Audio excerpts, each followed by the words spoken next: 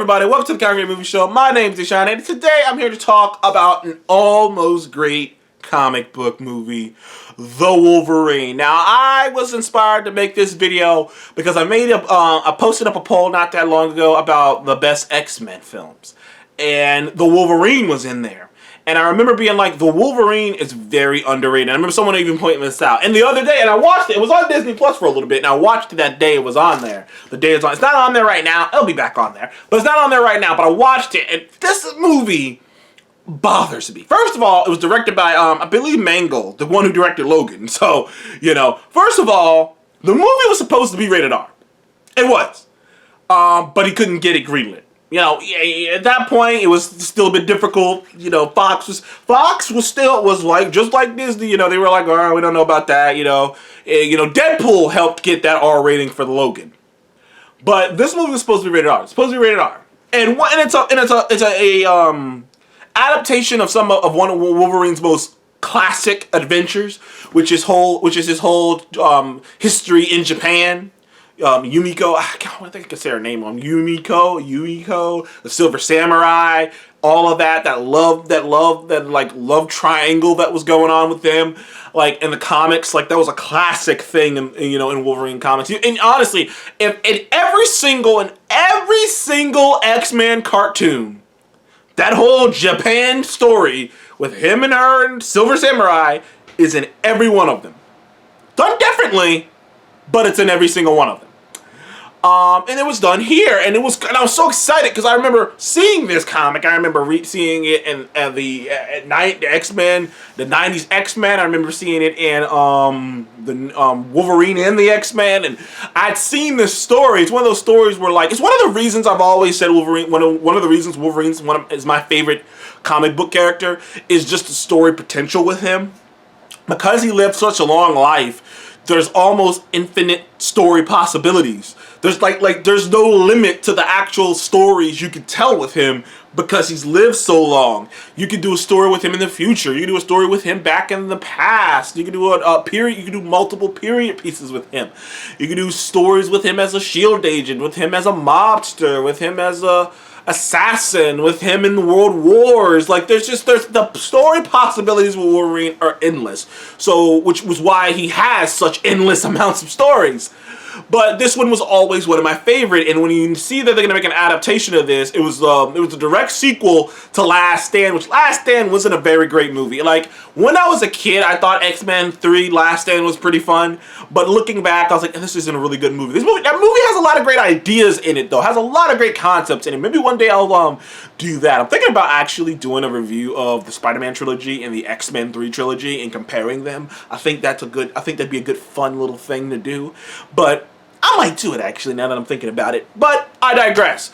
I really like this movie. The first 2 acts of this movie are aces. I've never seen anything like that. Like, the movie pisses me off because the first 2 acts of it are great. They're fun. I mean, that whole fucking Hiroshima, is it Nagasaki or Hiroshima, or is it both? That whole sequence where the nuclear bombs were dropping, and like the way it was shot and the way it was done, and him trying to save the dude and taking the brunt of the blast, and him having to heal his body, like his body's like meat, and that whole sequence was awesome. I know some people might be like, well, I don't know about that. It's one of the best comic book sequences of all time. The bombs going, because it represents Logan so good. You know what I mean? Him saving this man who had him captured, saving him and literally taking the punishment because he can. I don't know what else represents Wolverine better than that. And the hardcoreness of it, the shock, the boom. Like it was, I was like, that's some scary shit. It's one thing, like, to just see it, boom. Shit, that was great. And then, you see him with the beard, and he's out in the woods, and they kind of do the whole nature thing that he's got going, where he's like beefing with his bear, like the whole thing with the hunters. I mean, the whole story, man, like him saving this dude's life and the mystery, and I love the angle they were going for with the whole he relies so heavily on his healing factor that he had to like not. He had to be. And the thing about Wolverine is, even in the comics and as a character, he does rely too heavily on it because like it gets used to rely. It's like Deadpool in a way. He's not as bad as Deadpool, but his fighting style. Because like it's funny because Wolverine is like a master martial artist and ninja, and he knows all of these techniques and styles. He chooses not to do them. It's like muscle memory. He can't remember. He chooses not to do them, but he can. Wolverine can survive. He could still be a badass even without his powers, just with the knowledge and skills that he has. But you know, and the whole thing where everything hurts. Well, that was like the real, like, I remember even in the trailers, that was the real pitching point of the movie was, his healing factor isn't working, why not? What's going on? What's wrong? Why isn't his healing factor working? Like, what is happening right now? What is happening? And well, we find out what's happening. I mean, this movie like had some really great action set pieces, particularly the train set piece where he's fighting those Yakuza guys on top of the train, and he's got to like try to trick, and he like the whole tricking the one guy to jump in, and there are some great set pieces, some fun action pieces. It was shot very well. You could tell that it's shot by the same dude who made Logan. It's like if you wanted an idea what a PG-13 Logan would have looked like, just see the first 2 acts of this film. Like it still would have worked. It still would have worked. It wouldn't have been as dramatic, obviously. Still would have worked though. But yeah, like and the whole thing, all of this nice setup, the whole love story, the whole, you know, him trying to, you know, forgive himself and move on past Jean Grey's death. There's so much going on. There's so much intrigue. I'm having a great time with this film, and it's ruined by a god-awful third act. For some reason, somebody in the writing room decided we need a giant silver robot. That's the Silver Samurai. They don't call him the Silver Samurai. Or they talk about the Silver Samurai, but they don't call a robot the Silver Samurai. And in my mind, I'm like, what are you doing, film? All you had to do was have him have the dude who wanted Wolverine's youth or whatnot simply be the Silver Samurai. That he was also a mutant, and he had the abilities to be the Silver Samurai. But he was dying, so he had a limited time to use his powers.